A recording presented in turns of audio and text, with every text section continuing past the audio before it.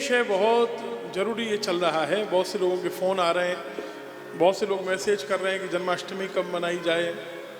हम न्यूज़पेपर्स में पढ़ रहे हैं, हम सोशल मीडिया में देख रहे हैं कि बहुत से विद्वान कह रहे हैं 6 को, बहुत से लोग कह रहे हैं 7 को।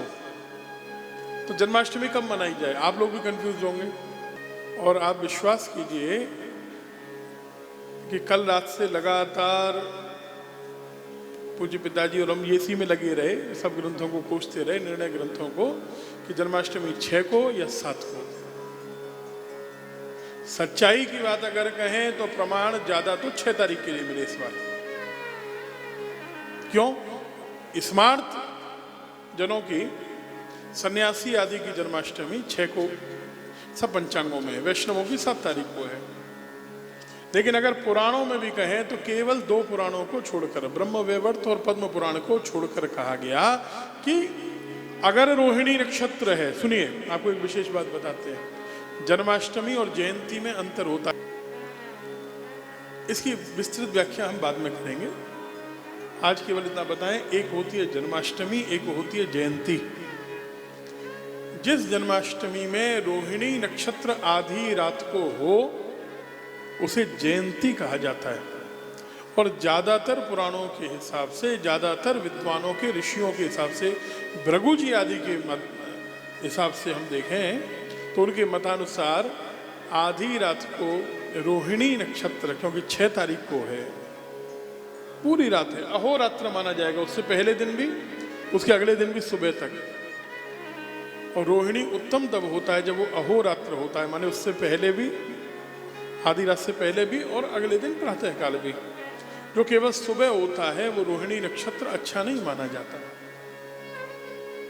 तो ज्यादातर प्रमाण कहते हैं कि ये हो गई जयंती, इसलिए जन्माष्टमी अगर ये बात करें सच्चाई की तो 6 तारीख को मननी चाहिए। लेकिन 2 पुराणों में, और फिर हम लोग श्रीनिम्बाक संप्रदाय को मानने वाले हैं, उसके मतानुसार तो बिल्कुल स्पष्ट है कि उदया में 3 मुहूर्त अगर जन्माष्टमी है, अष्टमी है, तो उसे स्वीकार किया जाएगा।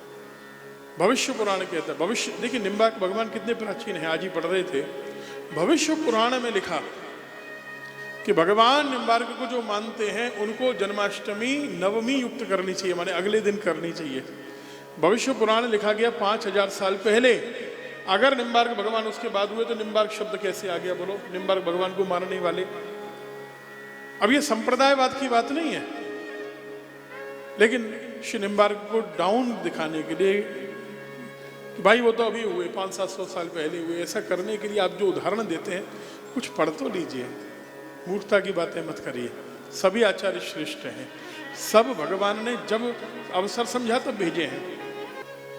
तो निम्बार्क भगवान की चर्चा तो भविष्य पुराण में है, 5000 साल पहले लिखी गई है कि उनके मत को मानने वालों को उदया में जब अष्टमी हो तब करनी चाहिए, तो 7 तारीख। और फिर ब्रज में भी द्वारिकाधीश हैं, कृष्ण जन्मभूमि है, श्री बांके बिहारी जी हैं, सब में 7 तारीख को ही जन्माष्टमी है। और आपको बताएं तो हमने क्या निश्चय किया कि भाई अब इस विवाद में नहीं जाना है, इस बार हम निर्णय कुछ अलग करेंगे। लोग कह रहे हैं 6 को कि 7 को, इस बार हमने ये निर्णय दिया कि 6 को भी करेंगे और 7 को भी करेंगे। अब हम ये विवाद में चक्कर में नहीं पड़ेंगे, क्योंकि हमें तो दोनों ऋषियों के मत मिल रहे हैं, दोनों पुराणों के मत मिल रहे हैं। 6 को ज्यादा मिल रहा है, लेकिन ब्रज में 7 तारीख को ज्यादा है वैष्णवों के मत में। अब जैसा लिख दिया और जैसा कह दिया तो हम मंदिरों से भी क्यों लग जाएं?